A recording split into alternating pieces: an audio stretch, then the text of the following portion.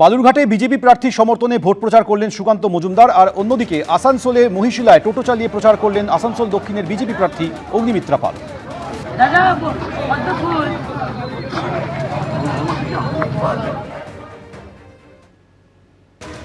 প্রচারে বেরিয়ে এসআইআর নিয়ে অভিযোগ শুনলেন দিলীপ ঘোষ। খড়গপুরের ৮ নম্বর ওয়ার্ডের রাজগ্রামে প্রচারে গিয়েছিলেন তিনি। এসআইআর এর নাম বাদ যাওয়া নিয়ে প্রার্থীকে অভিযোগ করেন এক ব্যক্তি। সরকারকে আমার কাছে স্টাফ 30 জন কাজ করে, প্রত্যেক মাসে সরকারকে 10,000 টাকা জিএসটি করি, তারপরেও আমার নামটা কি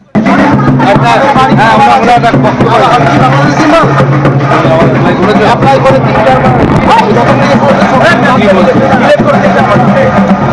আমরা সরকারকে আমার কাছে স্টাফ 30 জন কাজ করে, প্রত্যেক মাসে সরকারকে 10,000 টাকা জিএসটি করি, তারপরেও আমার নামটা কি করে 30 জনকে কাজ দিচ্ছি। মহিলা লেডিস আমার কাছে প্রত্যেক মাসে 10,000 টাকা জিএসটি সাবমিট করি, তারপরে আমার 10,000 10 কোটি টাকা আমার মা বাবার আমার নাম্বার নিয়মের মধ্যে হবে, এখানে বললে হবে। বিএলও কে আছে তোমার? বিএলও আছে তোমার এইখানে। ও বলছে ফার্স্টে আমাকে এটা বলো, এটা করো, এটা বলো, এটা করো,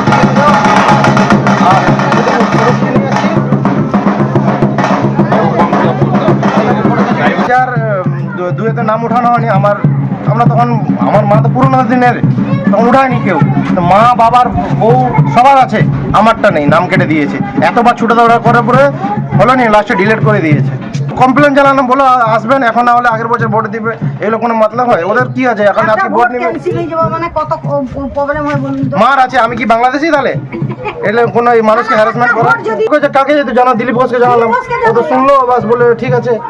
আর এখন কি করবো দেখা যাক। কিছু লোকের নাম কেটে গেছে, কিছু তো টিএমসির তরফ থেকে বিএলও গন্ডগোল করেছে, কারণ জমা দেয়নি বা এ করেছে। বাবা মার নাম আছে, ডকুমেন্টস সহ জমা দিয়েছে, তারপরেও নাম কেটেছে। কিছু ব্যাপার আছে, তাদেরকে বলেছি ট্রাইব্যুনালে যাও, নাহলে অনলাইনে আবার অ্যাপ্লাই করো। কিছুক্ষণ আগে আপনাদের জানিয়েছি যে আজ মনোনয়নপত্র পেশ করেছেন মমতা বন্দ্যোপাধ্যায়। কালীঘাট থেকে মিছিল করে আলিপুরে গিয়ে মনোনয়নপত্র পেশ করলেন ভবানীপুরের তৃণমূল প্রার্থী মমতা বন্দ্যোপাধ্যায়।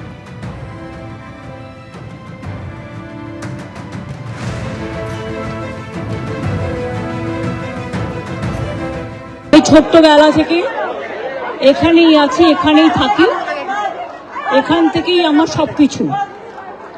এবং তাই ভবানীপুরের মানুষদের আমার ধন্যবাদ, আমার নমস্কার, আমার সালাম, আমার জয় জিনেন্দ্র